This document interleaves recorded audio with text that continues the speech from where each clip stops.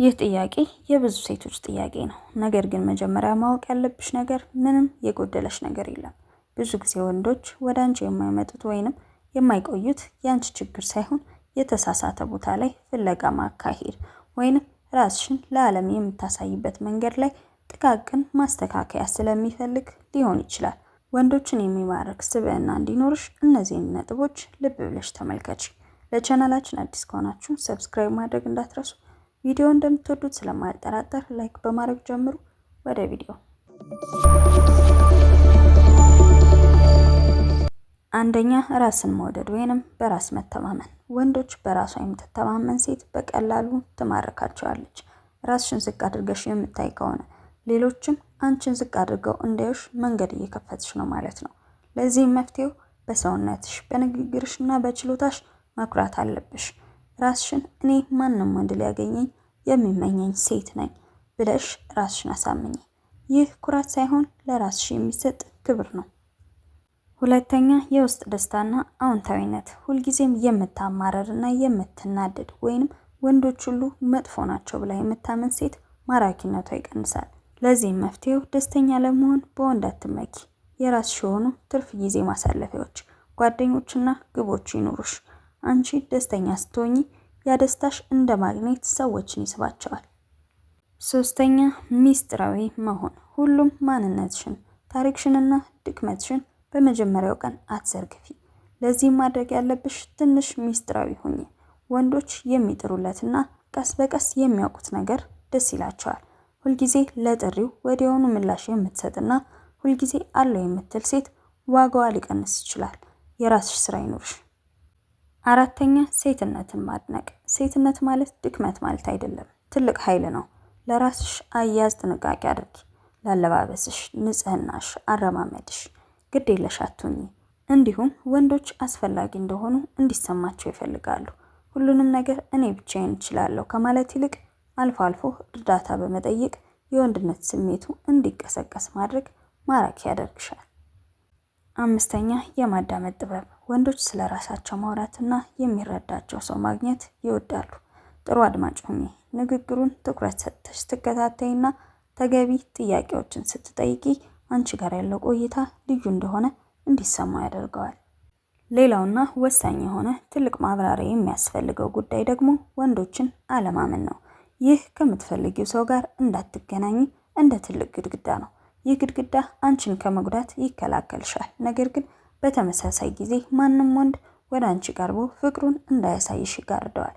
ብዙውን ጊዜ ወንዶችን አለማመን የሚመጣው ካለፈው መጥፎ ትዝታ፣ ከቤተሰብ ታሪክ ወይንም በአካባቢሽ ከሚሰሙ አሉታዊ ወሬዎች ሊሆን ይችላል።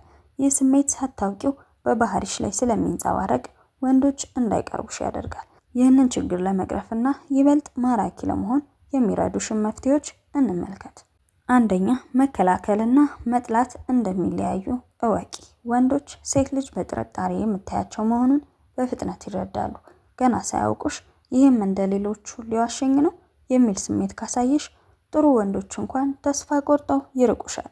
ጥንቃቄ ማድረግ ጥሩ ነው። ነገር ግን ጥንቃቄሽ በንቃትና በብልሃት እንጂ በፍርሃት ላይ የተመሰረተ አይሆን። ለሁሉም ወንድ የጥፋተኛ ፍርድ ከመስጠት ይልቅ እያንዳንዱን ወንድ በራሱ ማንነት ለመመዘን እድል ስጪ። ሁለተኛ፣ የራስሽን ደህንነት መጠበቅ። አለመተማመን የሚመጣው ከተገፋው ወይንም ከተዋሸው እጎዳለሁ ከሚል ስጋት ነው። ጠንካራ የግል ድንበር ይኑርሽ። ለምሳሌ በመጀመሪያ ወር ገንዘብ አልሰጥም ወይንም አብሬው አልተኛም ወይም በደንብ ሳላውቀው ግላዊ ሚስጥሬን አልናገርም የሚሉ ህጎችን ለራስሽ አውጪ። ድንበሮችሽ አስተማማኝ ከሆኑ ሰውየው ቢዋሽ እንኳ እኔ አልጎዳም የሚል በራስ መተማመን ስለሚሰጥሽ በነፃነት ለመቅረብ አትፈሪ። ሶስተኛ፣ አጠቃላይ ከማድረግ ውጪ። ወንዶች ሁሉ አንድ ናቸው ወይንም ሁሉም ጥቅመኛ ናቸው የሚለው አስተሳሰብ ካለሽ አእምሮሽ የሚፈልገውና የሚያገኘው መጥፎዎቹን ብቻ ይሆናል። አስተሳሰብሽን ለመቀየር ሞክሪ። በዓለም ላይ ታማኝና አፍቃሪ የሆኑ ለትዳራቸውና ለፍቅራቸው የሚታገሉ ወንዶች እንዳሉ ማመን አለብሽ። ይህንን ስታምኚ የአንቺም አይን እነሱን ማየት ይጀምራል። አራተኛ፣ በንግግርሽ ውስጥ ምሬት እንዳይኖር ተጠንቀቂ። ከወንዶች ጋር ስታወሪ ባለፈው የደረሰብሽን በደል ወይንም ወንዶች ላይ ያለሽን ጥላቻ የምታንጸባረቂ ከሆነ ማራኪነትሽን ያጠፋዋል። ስለ ቀድሞ ህመምሽ ወይንም ስለ ወንዶች ክፋት ማውራት የምትጀምሪው ግንኙነቱ ጠንካራ መሰረት ሲይዝ ብቻ ይሁን። መጀመሪያ ላይ ግን ተጫዋችና ቀልደኛ እንዲሁም አዎንታዊ ለመሆን ሞክሪ። 5ኛ ለራስሽ ጊዜ ስጪ። ወንዶችን ማመን ያቃተሽ በደረሰብሽ ጠባሳ ምክንያት ከሆነ መጀመሪያ ቁስልሽን ማከም አለብሽ። ለብቻሽ ደስተኛ መሆንን ተለማመጂ። ራስሽን ስታክሚ ወንዶችን የምትፈልጊው በችግርሽ ጊዜ እንዲያድኑሽ ሳይሆን ደስታሽን እንዲጋሩሽ ይሆናል። ይህ ደግሞ ካለመተማመን ነፃ ያደርግሻል። በዚህ ጉዳይ ላይ ለውጥ ለማምጣት የሚረዱሽን ተግባራዊ እርምጃዎች እንመልከት። የአስተሳሰብ ለውጥ ማምጣት። ለምን አይወዱኝም ከማለት ይልቅ ማነው እኔን የሚመጥነኝ ብለሽ አስቢ። ምርጫው ያንቺ እንደሆነ አድርገሽ ማሰብ አለብሽ። መልክሽን ተንከባከቢ። ውድ ልብስ ሳይሆን ላንቺ የሚስማማሽንና በራስ መተማመን የሚሰጥሽን ስታይል ተከተይ። ማህበራዊ ግንኙነትሽን አስፊ። አዳዲስ ቦታዎች ሂጂ። በፈገግታ ሰዎችን ሰላም በይ። ፈገግታ ታላቁ የማራኪነት ሚስጥር ነው። ፍቅርን አትማጸኝ። ራስሽን እያሳደግሽ ስትሄጂ ትክክለኛው ሰው በራሱ ጊዜ ይመጣል። ልብ በይ፣ ወንዶች የሚሳቡት በአካል ውበት ብቻ ሳይሆን አንቺ ለራስሽ ባለሽ ክብርና ለዓለም ባለሽ ክፍት ልብ ነው። አለማመንሽን ወደ ብልህ ጥንቃቄ ከቀየርሽው ለጥቅም የሚፈልጉሽን እያራቅሽ እውነተኛ አፍቃሪዎችሽን መሳብ ትችያለሽ። የዛሬው ቪዲዮ ይህንን ይመስል ነበር። በቪዲዮ ላይ ያላችሁን አስተያየት ኮሜንት ሴክሽን ላይ አስቀምጡልኝ። ሰብስክራይብ ያላደረጋችሁ ሰብስክራይብ ማድረግ እንዳትረሱ።